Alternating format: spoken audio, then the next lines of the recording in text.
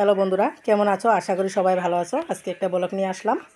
এই দেখো, আমার নারকেলটা পুরা শুকিয়ে গেছিলো। জল শুকানোর পরে এটাকে আমি তো গ্রেট করতে পারিনি। তারপরে আমি এখন মেশিনের ধারায় গ্রেট করছি, মিক্সির ধারায়। এরকম করে আমি পিঠা বানাবো। কিভাবে পিঠা বানাই তোমাদেরকে শেয়ার করব, ঠিক আছে?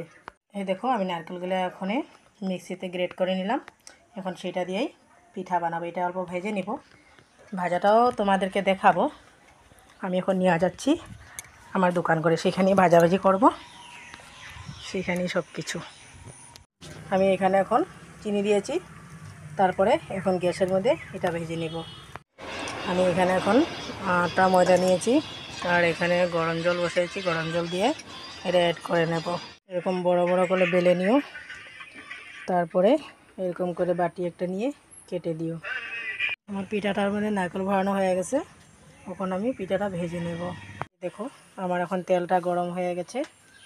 এখন আমি একটা একটা করে পিঠাগুলো ঢেলে নিব।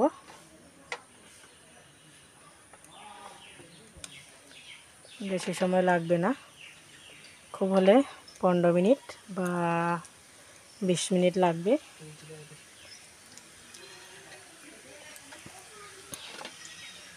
দেখে নাও, এই যে দেখো, তখন লাল হয়ে গেছে। তখন আমার ভাজাও হয়ে গেল। এখন আমি পোড়াটা উল্টে গ্যাসটা বন্ধ করে নিলাম। তারপরে এখন নামায়া দিচ্ছি।